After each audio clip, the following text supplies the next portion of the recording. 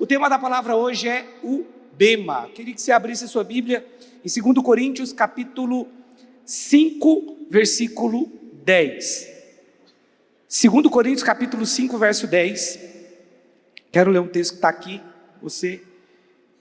2 Coríntios 5, 10, que diz assim: porque importa que todos nós, diga, todos nós, compareçamos perante o tribunal de Cristo, para que cada um receba, segundo o bem ou o mal que tiver feito por meio do corpo. Amém? Quando nós falamos do bema de Cristo, a única palavra que é traduzida por tribunal, e que Paulo usa uma expressão bema no grego, é esse texto.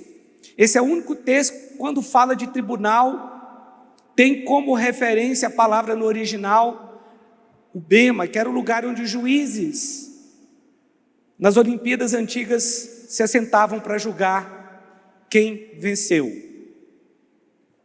E eu quero, inspirado, pela nossa viagem, eu quero falar sobre o bema de Cristo, porque eu acho que esse é um assunto que talvez seja pouco falado, porque ele diz respeito à volta de Jesus e à recompensa do justo, a recompensa da igreja, mas que poucas pessoas falam, é um assunto pouco falado.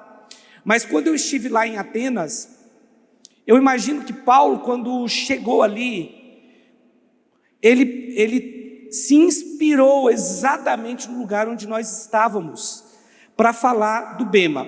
A palavra de Deus, ela sempre foi pregada de uma forma que as pessoas pudessem entender. E como não era tanta gente que era alfabetizado há 2000 anos atrás, então era mais fácil você pregar fazendo comparações. E Paulo, eu imagino que Paulo esteve exatamente ali no mesmo estádio em que nós estivemos, que é no estádio Panathinaikos, que foi construído aproximadamente aí 550, 560 antes de Cristo.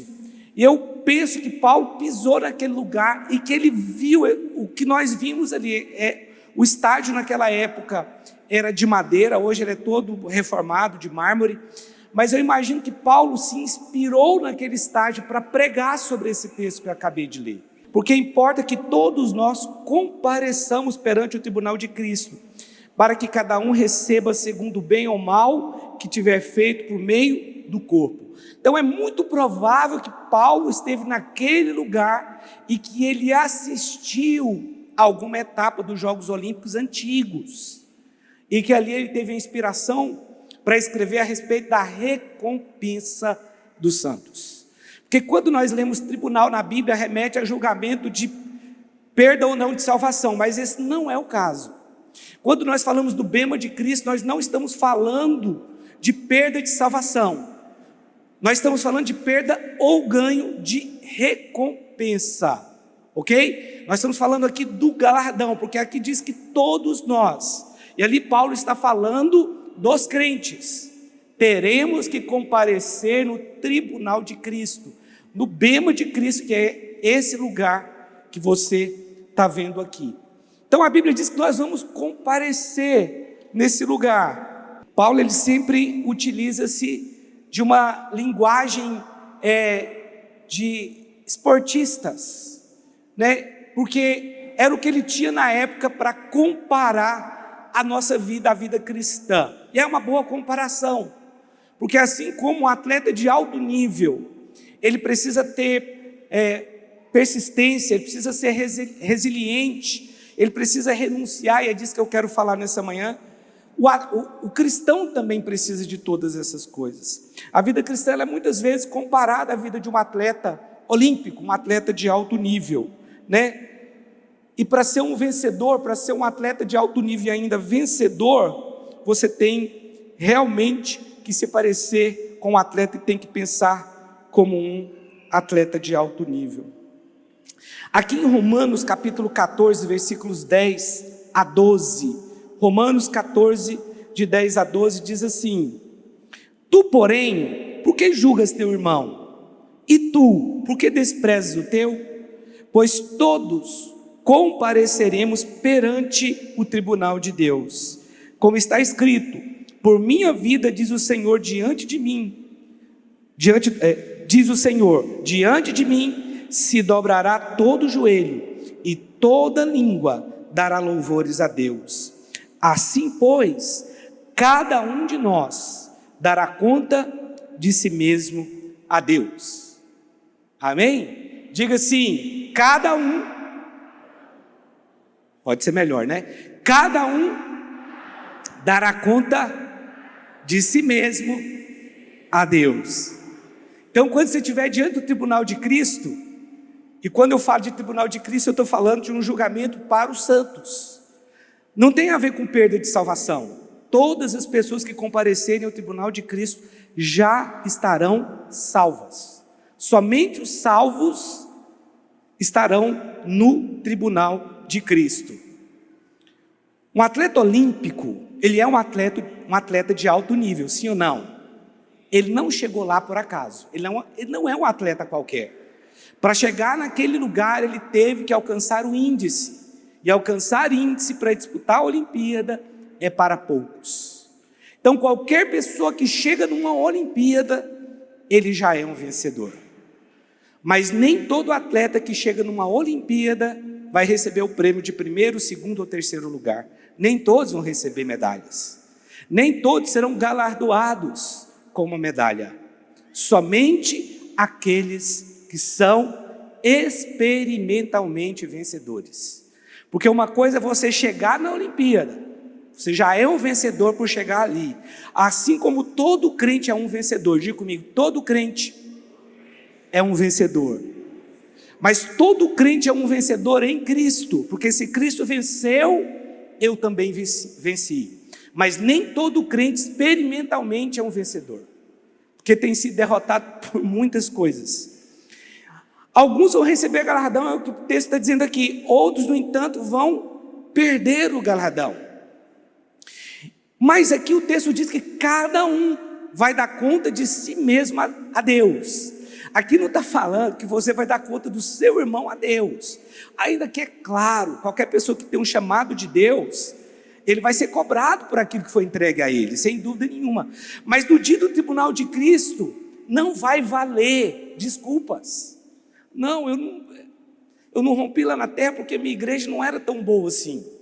Meu pastor não era tão espiritual. Não, eu não rompi, foi por causa da minha esposa. Se eu tivesse tido uma esposa melhor, eu estaria recebendo um galardão aqui hoje. Foi minha esposa que me impediu de pregar o evangelho, de ter o ministério.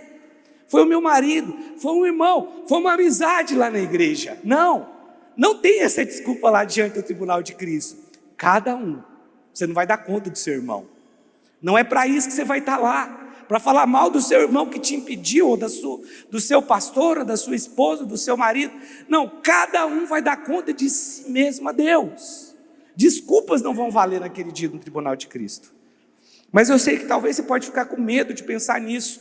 Mas o bema é que é esse trono onde os juízes ficavam para julgar. Esse bema fica no lugar elevado em relação à pista. Esse é o estádio mais antigo do mundo, né?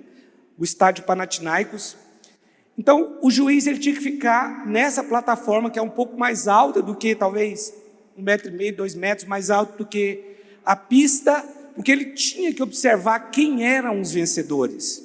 Naquela época, evidentemente, não é como hoje, né? Que nós temos a tecnologia que pode determinar quem venceu, quem não venceu. O juiz é que determinava isso, e para isso ele precisava do bema.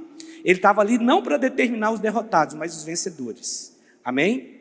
Isso é o bema de Cristo. Essa palavra só é usada nesse texto aqui. Todas as outras vezes que você ouvir tribunal na Bíblia, não é o bema. O bema só está aqui. O texto de 2 Coríntios, capítulo 5, verso 10. Ok? Então esse aqui é o bema, que é a distribuição ou a perda da recompensa. Quem pode dizer amém? Quando o texto diz, deixa eu voltar aqui, 2 Coríntios 5,10, porque importa que todos nós compareçamos. Tem outra tradução que diz, nos apresentemos, né? Perante o tribunal de Cristo, para que cada um receba segundo o bem ou mal que tiver feito por meio do corpo. Então, espera, a nossa salvação não depende do bem ou do mal que fizemos por meio do corpo, depende da graça de Deus. Evidentemente, talvez você pode questionar e falar, mas alguém pode se converter e continuar fazendo a coisa errada? Pecado, nós vamos pecar, até Jesus voltar. Nós estamos ainda presos num corpo que não se converteu. Esse corpo ele não foi glorificado e não foi restaurado. Enquanto nós estivermos nesse corpo, nós vamos pecar, ok? Não que você tenha que pecar, porque hoje você tem condição de vencer o pecado, mas não significa que você nunca mais vai pecar. Mas quando o texto fala aqui que nós vamos receber segundo o que tivermos feito por meio do corpo, está falando que além da salvação, você também pode ganhar recompensa. Você pode ganhar uma recompensa. Eu me lembro um dia que meu sonho quando eu era criança, eu acho que os irmãos sabem, era ser jogador de futebol. E eu queria, lógico, evidentemente, jogar num clube grande, especialmente o Flamengo, né? Mas, depois que eu me converti, eu achei um tesouro que era maior do que ser um jogador de futebol. Aconteceu comigo que o texto diz que teve um homem que achou um tesouro escondido num campo, foi lá, vendeu tudo que tinha e comprou aquele campo. Foi exatamente o que aconteceu comigo. Para mim não era importante mais ser um jogador de futebol. Mas teve um jogo que eu fui assistir aqui em Brasília, da seleção brasileira, na Olimpíada de 2016 aqui no Brasil. E quando eu estava entrando no estádio lá em Brasília, o estádio já estava muito cheio, eu comecei a ouvir o barulho da torcida. E a gente estava numa rampa que dava acesso às arquibancadas, e naquele dia eu tive vontade de ser o protagonista. Eu queria estar dentro do campo jogando, e todas as pessoas assistindo. Mas quando eu estava ali, que eu estava caminhando, o Espírito Santo falou comigo: um dia, no tribunal, você será essa pessoa, e você será o protagonista. Você vai receber sua recompensa. E eu quero dizer para você, tudo aquilo que você faz por meio do corpo, haverá uma recompensa. Mas não é só uma questão de fazer, é isso que eu quero pregar nessa manhã. Porque fazer, muitas pessoas fazem.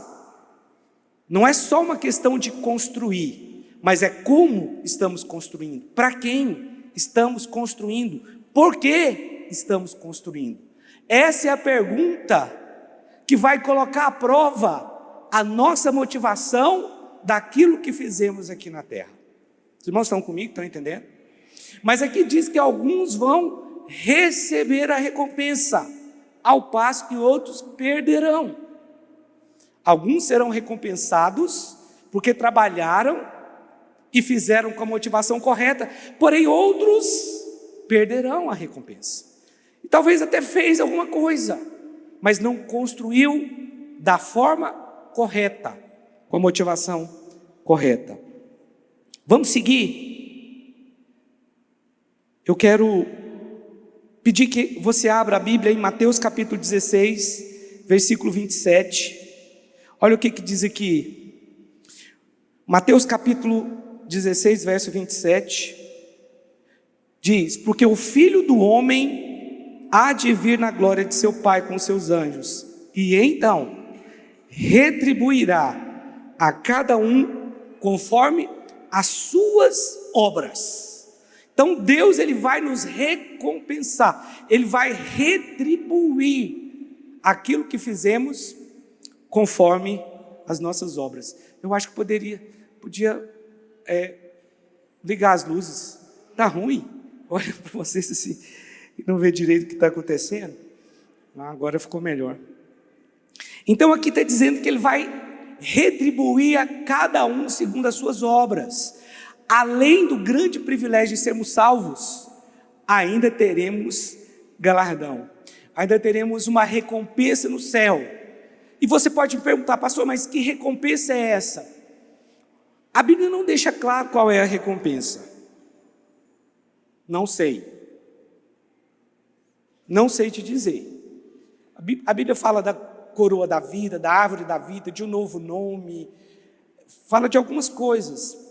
Não sei, talvez na hora do galardão, Chicão vai ser chamado.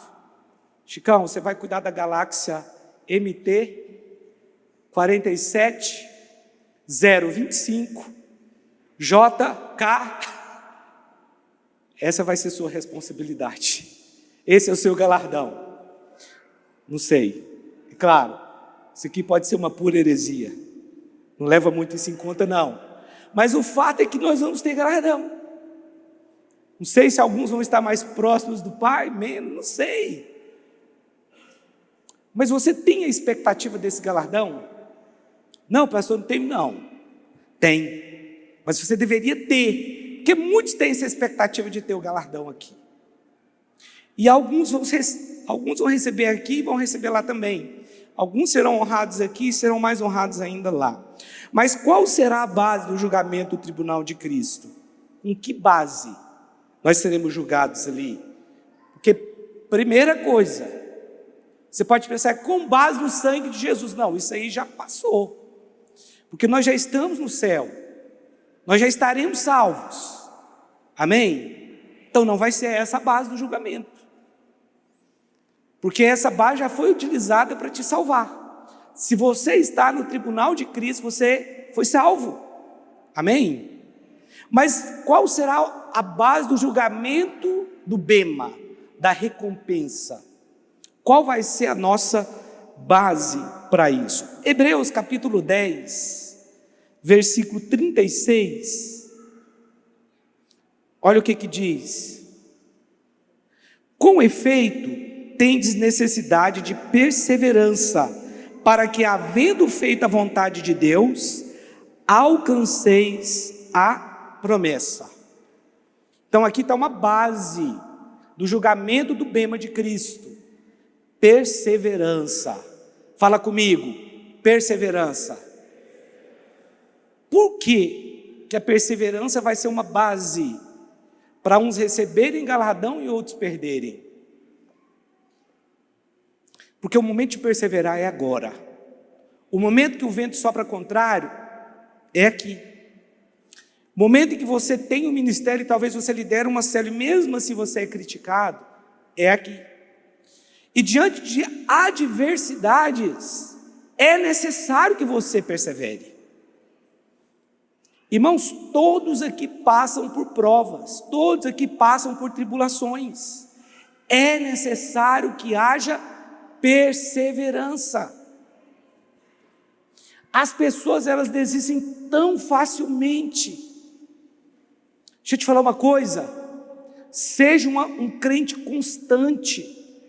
Seja um homem cheio de fé, porque para você ter perseverança, você precisa crer, em primeiro lugar, nas promessas de Deus para você aqui, mas também num galardão que te espera do outro lado. Porque qualquer recompensa que você recebe aqui, ela é temporal, mas o galardão, ele é eterno. Quem pode dizer amém? Mas tantas pessoas têm tropeçado, têm caído, têm retrocedido por coisas banais. Como as pessoas hoje são tão frágeis e se escandalizam por coisas banais. Pastor, tem coisas que são graves, não estou falando que não tem, mas a sua fé precisa estar na palavra de Deus. Estão comigo aqui, sim ou não? Perseverança é a característica, ou deveria ser, de um crente verdadeiro. Você só vai perseverar se você crer. E você só vai crer se você tiver um relacionamento com Deus. Deixa eu te fazer uma pergunta aqui. Você tem revelação do seu chamado? Por que pessoas retrocedem no chamado? Porque elas não têm revelação do propósito de Deus para elas. Se você não tiver convicção do seu chamado, você vai retroceder. Porque toda pessoa que tem um chamado, ela é criticada. Vai ser criticada. É família criticando. Discípulo seu te criticando. Querendo se tornar até seu inimigo. Falando mal de você. Mas é necessário que haja perseverança. Você precisa ter revelação do propósito de Deus para você. Sabe por que pessoas retrocedem? Porque elas não têm certeza do chamado de Deus para elas. Porque uma pessoa que tem certeza do chamado de Deus para elas, pode vir crítica, pode vir situação, pode ter escândalo, ela vai ficar firme nas promessas de Deus para ela. Meu irmão, 27 anos de crente, eu vi muita coisa. Coisa boa demais. E se eu pesar na balança, eu vi muito mais coisas boas do que ruins, com certeza. Mas eu vi coisas ruins terríveis. Coisas que já fizeram comigo que você nem imagina. Líderes. Mas sabe por que eu não retrocedi? Convicção do meu chamado. Eu fui chamado para ser um pastor. E vou te falar mais, eu gosto de ser pastor. Se eu tivesse sido um profissional, eu já não era mais. 47 anos. Não conheço nenhum bem-sucedido com 47 anos. Mas hoje eu sou um pastor e prego a palavra e vou levar pessoas para o céu. Estou edificando pessoas, não tem nada melhor do que isso. Mas você precisa ter, quando você tem revelação do seu chamado, do seu propósito, convicção dele, não vai ser pesado. Ainda que críticas vão vir. Você não acha que eu recebo crítica aqui de tudo quanto é jeito? Mas tem uma crítica que eu não recebo. O pastor é um pecador. Porque isso deveria causar um escândalo se eu fosse um pecador. Mas as pessoas se escandalizam por muito menos do que isso. Vocês estão entendendo? Pastor, e mesmo assim você vai, meu irmão, eu tenho um chamado. E eu tenho convicção do meu chamado. E aqui está dizendo, com efeito tendes necessidade de perseverança, para que, havendo feito a vontade de Deus, alcanceis a promessa. Então tem pessoas que começaram certo, mas retrocederam. Olha Hebreus agora 12:1. Olha o que diz aqui. Portanto, também nós, visto que temos a rodear-nos tão grande nuvem de testemunhas, desembaraçando-nos de todo o peso e do pecado que tenazmente nos assedia, corramos, olha aqui a linguagem de atleta de novo, corramos com perseverança a carreira que nos está proposta. Primeira pergunta para você: você tem convicção de que tem uma carreira que foi proposta para você? Sim ou não? Se você não tiver, você nunca vai ser um líder de sucesso. Você não vai ter um ministério de sucesso. Há uma carreira que foi proposta para nós. Mas aqui está dizendo, corramos com perseverança. Por quê? Porque você vai ouvir muita coisa na caminhada. A carreira que nos está proposta. Há um chamado de Deus para todos nós. Eu não estou falando que todos têm um chamado para ser pastor. Mas a palavra diz que nós somos um reino de sacerdotes. Ministério você tem que ter, independente de ser ou não um pastor. Então, uma das bases do julgamento do Bema vai ser exatamente a perseverança.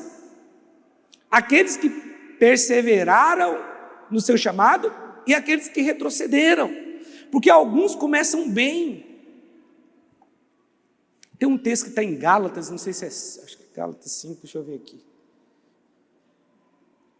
Deixa eu procurar esse texto aqui, que fala da perseverança, de pessoas que retrocederam. Deixa eu ver se é Gálatas 5.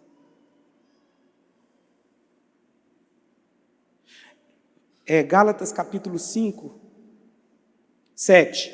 Vós corrieis bem, quem vos impediu de continuar a desobedecer a verdade?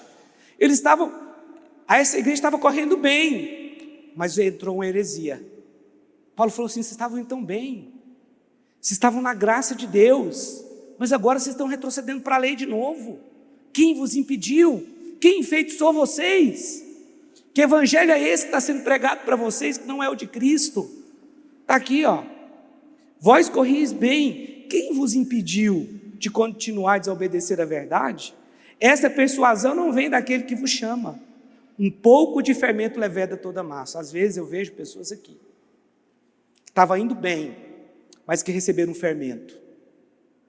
Como essa pessoa decai da fé? Meu irmão, nós estamos aqui, dia após dia pregando o evangelho. Não só com pregação aqui, mas com as nossas vidas. de pessoas que nos conhecem e fazem leitura de quem nós somos. Mas vem outra pessoa e fala, não, lá tem heresia, lá tem isso, aqui. E o que acontece? A pessoa retrocede. Dá crédito para aquela pessoa, para aquele pregador lá de internet, ao invés de dar crédito para quem está vendo aqui todos os dias.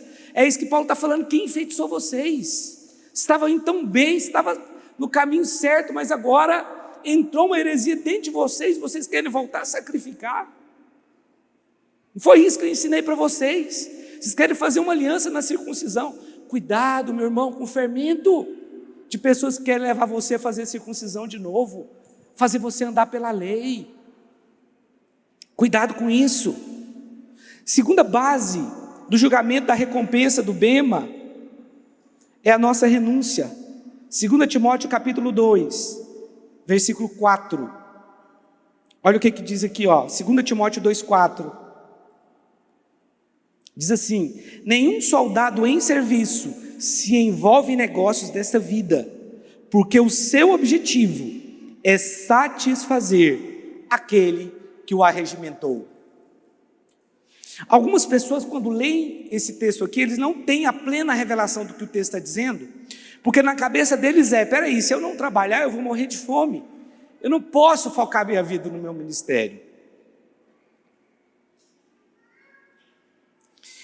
Mas o texto aqui diz que nenhum soldado que foi arregimentado para a guerra, que foi convocado para uma guerra, ele pode se embaraçar com as coisas desse mundo. Peraí, a partir do momento que você nasceu de novo, você não representa mais a terra, você representa o céu na terra. A palavra diz que nós somos o quê? Representantes. A Bíblia diz que nós somos peregrinos aqui nessa terra, nós somos embaixadores de Cristo. Mas o que o embaixador faz? Ele representa a sua nação. A nossa nação hoje é o céu. A partir do momento que você nasceu de novo, o seu reino é o celestial, e você passou a ser um representante do reino celestial aqui na terra. Mas muitos insistem ainda em viver um reino simplesmente terreno. Você entende a diferença? Porque aqui diz que nenhum soldado se embaraça com os negócios desta vida civil, já que deseja agradar aquele que o arregimentou para a guerra. Nós estamos diante de uma guerra, mas nós representamos o céu aqui na terra. Quando a Bíblia diz que você é um embaixador, está falando que você é um representante da fé aqui na terra, um representante espiritual aqui na terra, um representante do céu aqui na terra. Então, haja como tal. Amém?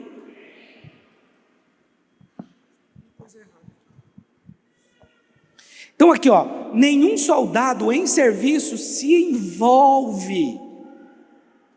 Não é que você vai sair do mundo, nós estamos no mundo, você vai trabalhar, mas o seu foco tem que ser o reino de Deus. Nós vamos passar muito mais tempo do outro lado da vida do que aqui. Mas muitas pessoas estão tão focadas na vida aqui, tão focadas em coisas, em ser honrada aqui, em título. Deixa eu te falar uma coisa, tem coisas que eu faço para honrar os líderes aqui que parece uma reunião de desonra. É sério. Nós fizemos um jantar para os líderes em treinamento e anfitrião. Gente, eu recebi tanta crítica naquele jantar. Tanta gente, mas por que você não convidou fulano? Eu falei, porque é líder em treinamento e anfitrião. Não, mas não foi de uma pessoa, não, várias pessoas me questionando, ligando. Eu falei, meu Deus, estou fazendo um negócio para honrar as pessoas, mas parece que eu estou desonrando as outras. Quem exige honra, não é honra. Se você precisa exigir ser honrado, é porque você não merece. Honra é voluntária. Falo, meu Deus, esse jantar é o jantar da desonra. Estou desonrando. Irmãos, tão difícil organizar um jantar. É caro, é difícil, leva tempo. David e Ciela lá ajudando a gente, só nós 4 lá. Mas aí virou o jantar da desonra. Eu falei, meu Deus, Será que eu sou tão mal desse jeito, de deixar as pessoas tão boas fora desse jantar? Vocês estão entendendo, meu irmão? 1 Coríntios capítulo 9, verso 25, olha o que diz aqui. Mais uma vez, usando a linguagem do esporte, diz assim: todo atleta em tudo se domina. Então, peraí, uma das bases do julgamento do trono branco vai ser a renúncia, mas olha o que está escrito: todo atleta em tudo se domina, ou seja, um atleta de alto nível, ele precisa ter domínio próprio no dia do Natal, festa, né? Todo mundo dormindo tarde, mas ele vai dormir cedo. Todo mundo entra no doce, mas ele não pode. Ele é um atleta. Ele sabe que se ele comer muito açúcar, isso vai dar problema para ele para alcançar o índice, ou para ganhar a medalha a qual ele está focado. Então o atleta, ele em tudo se domina. O atleta, ele é acima de tudo alguém que repete. Sabe qual é a força do cristão? Repetir, copiar. É isso que você tem que fazer. E repetir quando você não quer repetir. Ou seja, orar quando você não quer orar. O atleta muitas vezes não quer treinar porque dói. As articulações são atacadas, mas ele está lá. 8 horas por dia, o medalhista olímpico nunca vai treinar menos de 6 horas por dia. Normalmente é de 8 para mais. Mas ele tem que repetir, e dói. E tem dia que ele acorda e tudo que ele queria é ficar dormindo mais um dia. Tudo que ele queria é aproveitar aquele feriado lá na chácara com a família dele. Mas não, ele tem uma medalha em foco. Ele quer ganhar uma medalha. Mas aquela medalha vai dar a ele, vai abrir muitas portas para ele, sim ou não? Medalhista olímpico, muitos ficam ricos, né, que vai fazer propaganda, não porque ganhou a medalha, porque aquela medalha mesmo não vale nada. Mas ser chamado de o mais rápido do mundo, o mais forte do mundo, o mais ágil, o mais habilidoso, isso é maravilhoso, mas aquilo não vem porque a pessoa simplesmente tem um dom. Ela pode até ter um dom, mas ela precisa repetir, ela precisa repetir, ela precisa repetir. Os grandes atletas que você conhece, eles são grandes porque repetiram, porque todos os dias acordavam cedo e iam orar. Orar. É claro, eles iam trabalhar, mas nós, atletas aqui de Cristo, é isso que nós temos que fazer, é acordar cedo, orar, ter um tempo de oração todos os dias. Não, mas eu não estou bem hoje, então ora se você não está bem. Ah, mas eu estou muito alegre, ora quando você está alegre. Não estou alegre nem triste, entre e ora também. É assim que um atleta faz. Tem que haver renúncia. Quando a Bíblia fala, um atleta em tudo se domina, ou seja, ele se controla. Quando ele está diante de uma padaria com tanto pão gostoso, tanta coisa boa. Os irmãos sabem que eu sou apaixonado em pão. Sabia disso?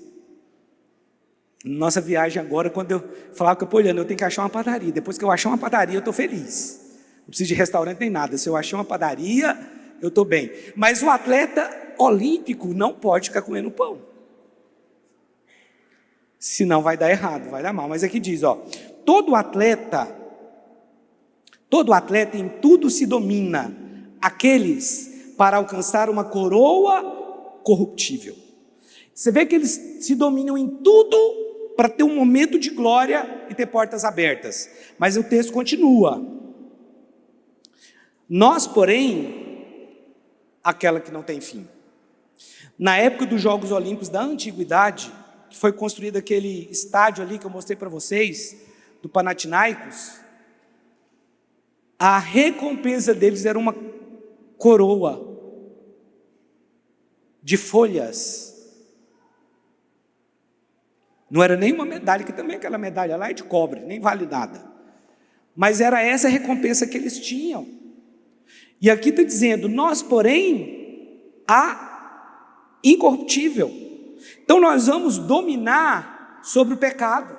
Para isso, precisamos ter relacionamento com Deus. Precisamos orar. Precisamos ter constância na oração. Veja o 26, deixa eu ver o 26. Volta no 24, deixa eu ver. Está escrito no 24 aqui, antes. Não sabeis vós que os que correm no estádio, todos na verdade correm, mas um só leva o prêmio. Correi de tal maneira que o alcanceis. Ou seja, seja um vencedor. Volta para o 26, vai para o 26 agora, por favor. Assim corro também eu, não sem meta. Você sabe para onde você está indo? Deveria descobrir. Assim luto, não como desferindo golpes no ar. Paulo, ele era uma pessoa que trabalhava com muita inteligência. Uma pessoa extremamente inteligente. Eu não sei se você acompanhou meus vídeos lá em Atenas. Eu gosto muito de viajar para lugares históricos que têm alguma conexão com a Bíblia. Sempre procuro mais esses destinos aí. E lá em Atenas, Paulo ele pisou em Atenas quando ele foi expulso da região da Macedônia, né? Ele passou pela cidade de Bereia, foi expulso da cidade de Bereia, apanhou lá, e ele correu para Atenas. Quando ele pisou em Atenas, é muito provável que ele tenha assistido os Jogos Olímpicos ali em Atenas. E Paulo, para pregar para os atenienses, ele usou uma linguagem que os atenienses entendiam, porque ali era o berço da filosofia. Então o que ele fez? Ele usou a filosofia, ele usou versos filosóficos, está na Bíblia. Ele usou versos filosóficos para pregar para os atenienses. Ele pegou um filósofo que falou algo, falou: olha, porque o sábio de vocês disse isso. E eu concordo com ele no que ele disse, mais ou menos assim que Paulo pregava. Porque Paulo era extremamente inteligente. Porque tal sábio disse isso, isso e isso de vocês. Isso era Paulo. Ele sabia usar a linguagem do lugar onde eles estavam, né? Falei lá sobre o altar do Deus desconhecido que ele trouxe. Era uma história que todos em Atenas conheciam. Ele começou a pregar sobre o altar do Deus desconhecido. Então nós precisamos usar essa linguagem de sabedoria. Assim corro também eu, não sem meta, assim luto, não como desferindo golpes no ar. Então o lugar, o ambiente onde Deus colocou você precisa identificar, mapear e pregar o evangelho ali. E usar de sabedoria. Então um atleta de alto nível, ele não pode se dar o luxo de ter uma vida comum como qualquer outro atleta. Em tudo se domina. Esse atleta em tudo se domina. Então se você quer alcançar o alvo, tem que ser resiliente, tem que ter renúncia, vai ter dor mesmo, não tem como. O foco, ele tem que estar na recompensa, não na fadiga do corpo, na dor. Sabe, quando Paulo fala que alguns corriam bem, eu não sei se você já teve a oportunidade de correr, assim, grandes quilômetros, né? Eu acho que o máximo que eu corri foi 12, não é tanto. Mas numa corrida de maratona, 42 quilômetros, muitos começam muito rápido. Mas você vê que o corredor experiente, ele dosa. Ele não fica no pelotão da frente. Até porque ficar no pelotão da frente, ele vai pegar o vento de frente. E isso vai requerer dele de 15% a 30% mais de energia. O corredor vencedor, ele está sempre atrás de alguém. Ele espera o momento certo de dar aquele pique. Mas o inexperiente, ele quer fazer tudo de uma vez. Só que ele perde o fôlego na metade da maratona. Ele não consegue dosar. Quando eu jogava no Yumas, isso em 1995, o que a gente mais temia é quando ia ter caminhada, porque o nome é caminhada, mas na verdade você tem que correr.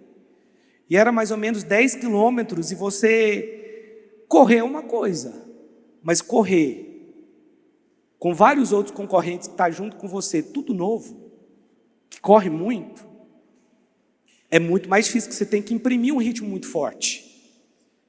E aí quando eu estava no meio da corrida, eu falava: eu vou parar. Tinha um companheiro meu que corria comigo, ele falava assim: ó, não para. Você pode até trotar, mas não para, porque se você parar, você não dá conta de retomar mais. Quando você para, Você está correndo uma corrida de longa distância? Para retomar, você vai gastar muito mais energia do que se você diminuir o ritmo. Estão entendendo? Pastor, diminuir o ritmo é permitido? Sim.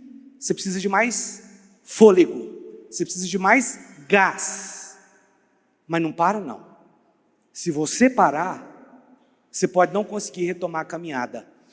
E Paulo está falando sobre isso. Muitos estavam correndo bem. Quem atrapalhou vocês? 1 Coríntios capítulo 4, verso 5.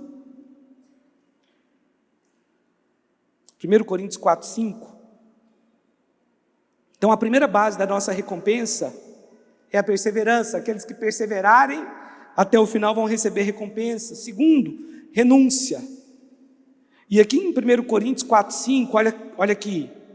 Portanto, nada julgueis antes do tempo, até que venha o Senhor, o qual não somente trará à plena luz as coisas ocultas das trevas, mas também manifestará os desígnios dos corações. E então, cada um receberá o seu louvor da parte de Deus. Então, uma das bases da nossa recompensa é a motivação. E é aqui que muitos caem. Porque quando você faz algo que está aparecendo, você pode pensar que você já tem um galardão garantido. Mas se a sua motivação não for correta, ainda que o que você tenha construído seja algo grande,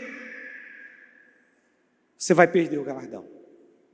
Porque o texto aqui está dizendo, que Ele vai nos julgar com base nos desígnios do nosso coração.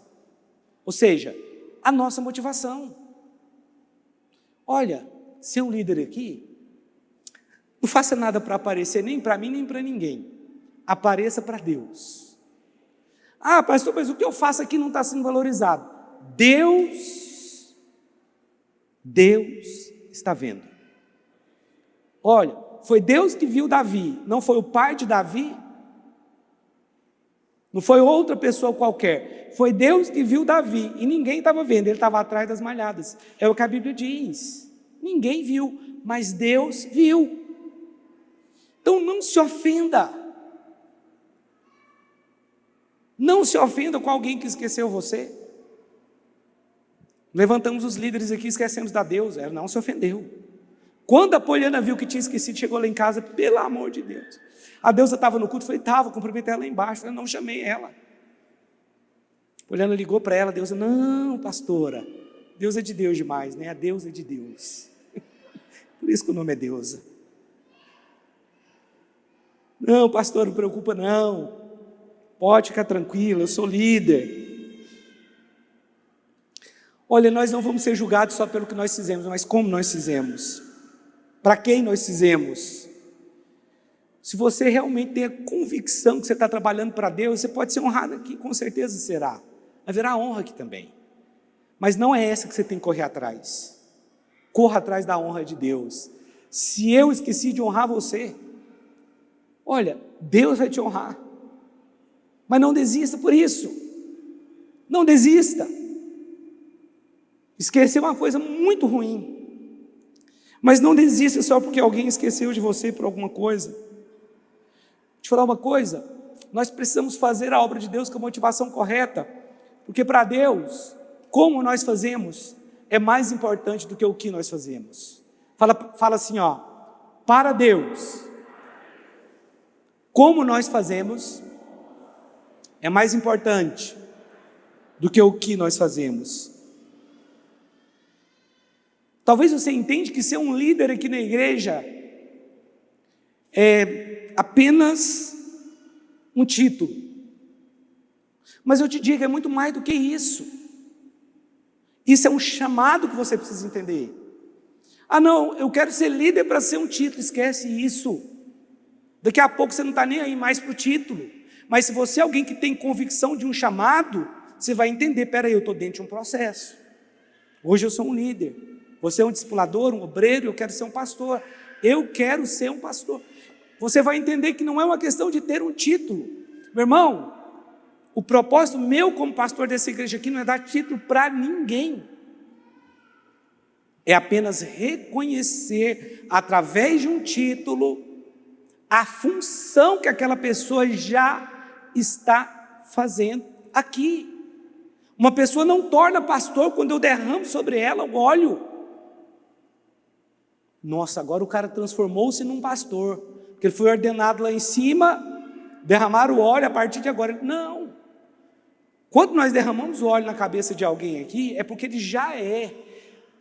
O meu trabalho é reconhecer aquilo que ele já é. Vocês estão entendendo? É só reconhecer aquilo que ele já é. Eu não estou dando um título para ele ter poder sobre você. Não é isso. Pelo serviço dele, pelo trabalho que ele desenvolveu, foi reconhecido que ele é um pastor. Isso é muito mais do que um título, sim ou não? Da mesma forma um líder. Pastor, mas vocês não erram quando vocês levantam líder, não? Talvez erramos até quando levantamos pastor, podemos errar até nisso. Pode ser que sim, pode ser que não. O tempo é que vai dizer. Mas nós agimos com base naquilo que a atitude daquela pessoa estava demonstrando naquele momento. Quantos aqui estão comigo aqui? Diga amém. Agora, a motivação correta também significa você lutar legitimamente. 2 Timóteo 2,5. Opa. 2 Timóteo 2,5 diz assim: igualmente, o atleta não é coroado, se não lutar segundo as normas.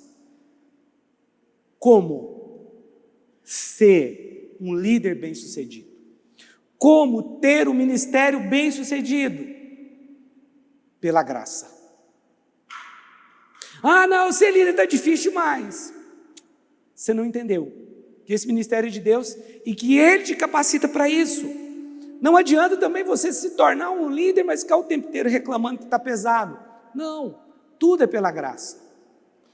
E Deus, Ele nos salvou e nos deu a graça ainda de participar desse ministério tão tremendo da pregação do Evangelho. Lutar legitimamente, então, é você se fortalecer na graça de Deus e não em você mesmo, no seu braço. Lutar legitimamente é você também fazer discípulo.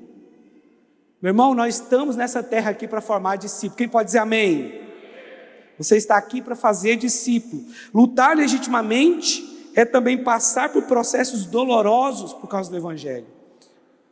Quando Paulo fala de lutar legitimamente, mesmo em meio a tantas perseguições, naufrágios, açoites, prisões, ele continuava firme.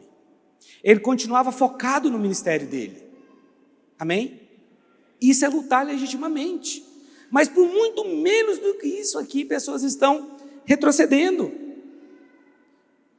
Lutar legitimamente é satisfazer aquele que o chamou, como eu já havia dito aqui no texto anterior. Então, nós precisamos lutar da forma correta. Tem pessoas que estão querendo fazer a obra de Deus sem Deus. Como?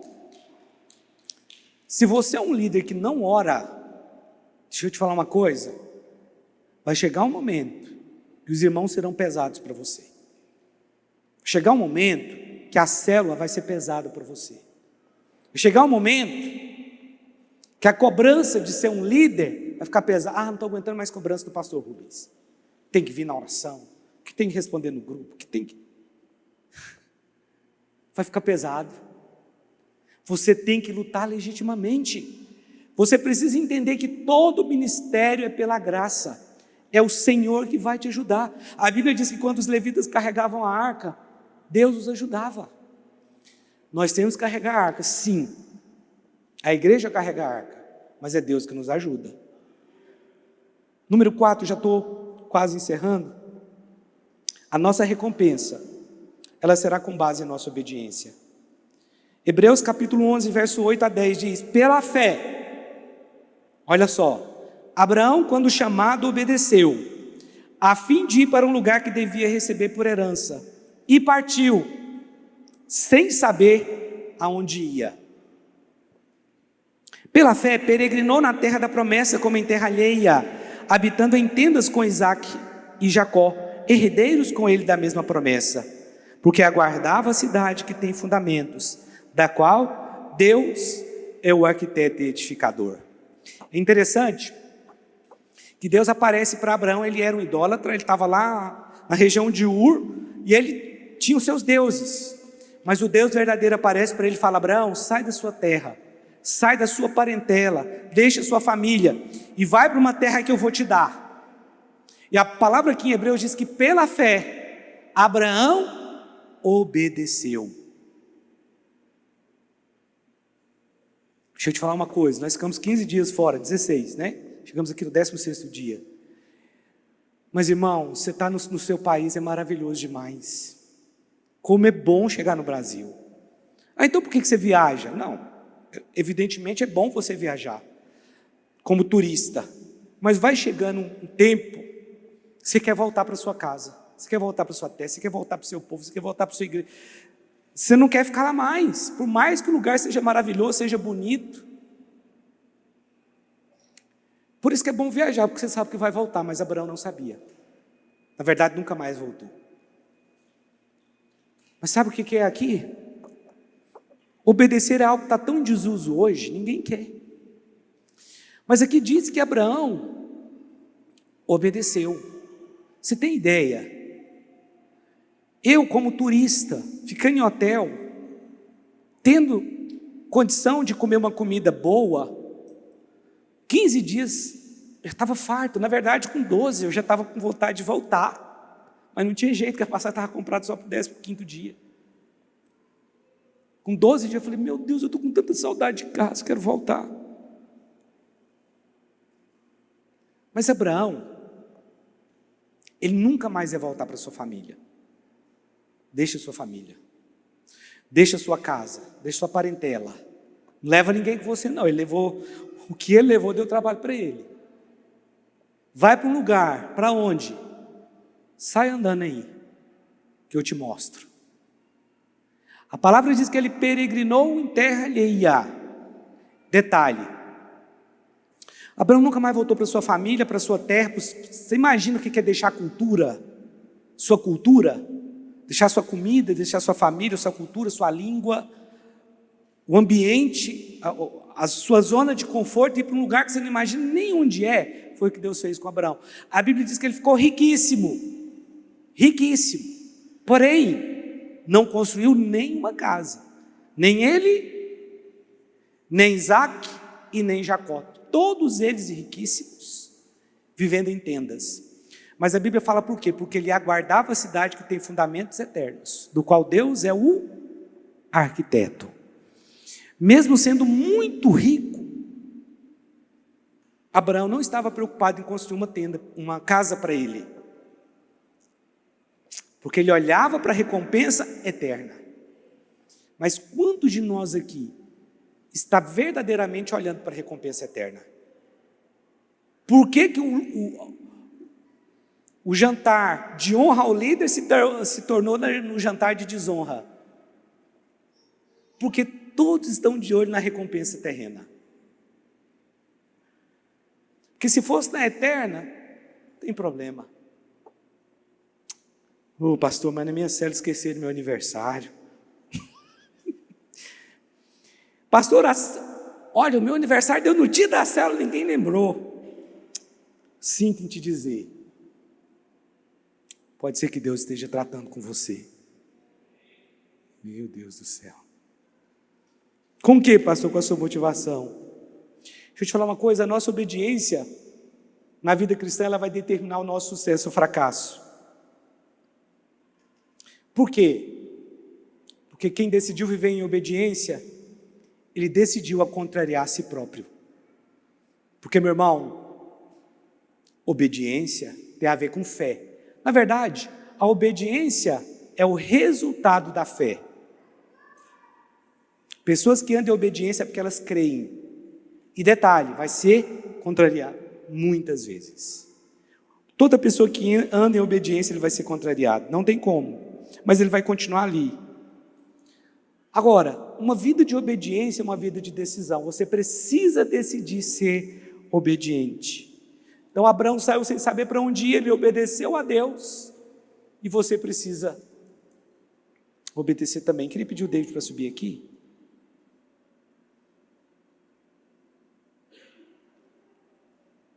Então, uma das bases do julgamento do tribunal de Cristo é a obediência. 1 Coríntios 3, capítulo 10 em diante, diz: segundo a graça de Deus que me foi dada, 1 Coríntios 3, 10, segundo a graça de Deus que me foi dada, lancei o fundamento como prudente construtor, e outro edifica sobre ele. Porém, cada um veja como edifica. Porque ninguém pode lançar outro fundamento além do que já está posto, o qual é Jesus Cristo. Aqui Paulo está falando o seguinte: eu estabeleci o fundamento que é Cristo. Quem é o fundamento, irmãos? Então o fundamento não é o sábado, não é guardar o sábado. Mas você sabe que tem igrejas aí dizendo que se você não guardar o sábado, você não está salvo, né? Qual que é o fundamento? Paulo falou o seguinte: eu estabeleci o fundamento. Cada um constrói do jeito que quiser, mas veja cada um como constrói. Então, primeira coisa, nós estamos construindo sobre um fundamento que é Cristo. A minha igreja é em célula, não, a minha é em programas, a minha é de ministério. Veja cada um como constrói. Não tem problema a forma que você vai edificar. A arquitetura, talvez aqui de Goiânia, é diferente da arquitetura do Rio de Janeiro. Cada um veja como constrói, desde que esteja construindo em Cristo. Porque tem pessoas que dizem que se você não guardar o sábado, você está perdido. Mas então o fundamento deles é o sábado. Você tem que usar o véu. Se você não usar o véu, em outra religião, o fundamento é o véu, não é Cristo. Mas Paulo falou: olha, estabeleci o fundamento. Veja cada um como constrói. Porque ninguém pode lançar outro fundamento além do que já foi posto, o qual é Jesus Cristo. Contudo, se o que alguém edifica sobre o fundamento... Então aqui, houve uma edificação, houve uma construção. Paulo não está negando que houve, ele só está mostrando o seguinte: qual é o tipo de material que você construiu esse edifício? O que ele está colocando à prova aqui não é o tamanho da construção, nem o que a pessoa fez. Contudo, se o que alguém edifica sobre o fundamento é ouro, prata, pedras preciosas, madeiro, feno e palha, manifesta se tornará a obra de cada um, pois o dia a demonstrará. Que dia? O dia do tribunal de Cristo, porque está sendo revelada pelo fogo, qual seja a obra de cada um, o próprio fogo o provará. Se permanecer a obra de alguém que sobre o fundamento edificou, esse receberá galardão. Se a obra de alguém se queimar, sofrerá ele dano, mas esse mesmo será salvo, todavia, como através do fogo. Nós somos purificados pelo poder de Deus, vamos entrar no céu, mas as nossas obras, elas serão provadas pelo fogo. O edifício que nós construímos será provado pelo fogo, e o que está em jogo ali, em questão, não é o tamanho da sua obra, mas a qualidade da obra que você edificou, como você edificou. Talvez há pessoas que estão construindo muito rapidamente, mas pode ser feno ou palha, pode ser madeira. Não é tão simples construir com ouro, porque é caro, pesado, com prata, com pedras preciosas, mas nós precisamos construir da maneira certa. Meu irmão, mais uma vez, como quase sempre eu faço aqui nas minhas palavras, você quer construir com os materiais corretos? Se relacione com Deus, tenha tempo com Deus, vá para os pés de Jesus, para de ficar ouvindo coisas que você nem deveria estar ouvindo. Ouça o Espírito Santo falar com você, vai para os pés de Jesus.